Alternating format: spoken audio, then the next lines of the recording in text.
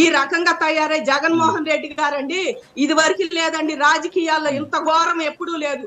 గత 5 ఏళ్లుగా ఆయన చేసిన దానికి ఇవాళ మీరు ఇట్లా చెయ్యకపోతే ప్రతి కార్యకర్త తిరగబడతారండి. ఎవరైనా సరే ప్రతి మహిళ కూడా ప్రభుత్వం మీద తిరగబడిద్ది. ఏమయ్యా ఏం చేస్తున్నారు మీరు మమ్మల్ని, మేమే ఉన్నాం నిన్న, ఏం చేస్తున్నారు ముఖ్యమంత్రి గారు కానీ మిగిలిన హోంమంత్రి గారు కానీ మమ్మల్ని అంటే ఊరుకున్న భారతి రెడ్డి గారిని అంటే అరెస్ట్ చేశారు, మీరేం చేస్తున్నారని మేమే అడిగాం వాళ్ళని. కాబట్టి అండి వీళ్ళని ఈ బెయిల్ మీద ఉండాలని కూడా మర్చిపోయి బయటకు వచ్చి ప్రెస్ మీట్ పెట్టి పిచ్చి కోతలు కూసే సజ్జల రామకృష్ణారెడ్డి, నిన్న ఇంకొక ఆవిడ సోర్పనక్క విడుదల రజనీ చెప్పింది, ఆడాళ్ళు 1631 రోజు బజార్ను ఉంటే బజార్ను పడితే ఒక్కళ్ళు వచ్చి మమ్మల్ని బలకరించిన వాళ్ళు లేరు మీ ప్రభుత్వంలో.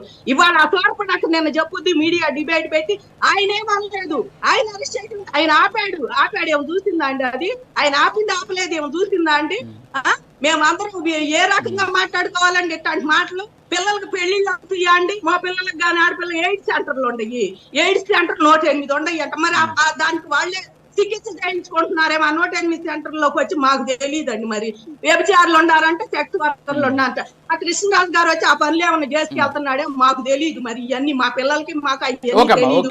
మాకు తెలిసిందల్లా అమరావతికి రాజధాని కావాలంటే భూములు ఇచ్చాము, ఇప్పుడు దానికోసం 5 ఏళ్ళు ఫైట్ చేసాము, ఇప్పుడు కొంచెం మంచి రోజులు వచ్చి నీళ్ళని ఆనందపడుతున్నాం. కానీ ఇవన్నీ కూడా మాకు తెలియదు. మేము మా హక్కుల కోసం పోరాడినప్పుడు కూడా మా మీద పిచ్చి కామెంట్లు అండి కింద, మేము ఇంకా లెక్క చేయకుండా మా జీవన మరణ సమస్య మేము రోడ్డు ఎక్కాం కానీ పిచ్చి కామెంట్లు అండి వీళ్ళు కింద పెట్టేది.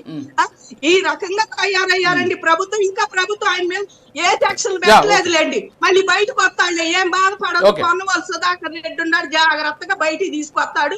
ఆయన 75 ఏళ్ళు. రంగనాయకం గారు పోస్ట్ ఫార్వర్డ్ చేస్తే 75 ఏళ్ళ ఆడమని చూడాల వీళ్ళకి మాట్లాడే ఆనకట్టు కూడా అసలు లేదండి.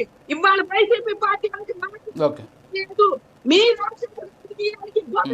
చేయకపోతే ప్రభుత్వం ఎందుకు చేయలేదు? మీరు చేయకపోతే మేము అన్యాయం అయిపోతామని ప్రతి వాళ్ళు చేసుకునే పరిస్థితి వచ్చిందని గుర్తు పెట్టుకోమంటున్నారు.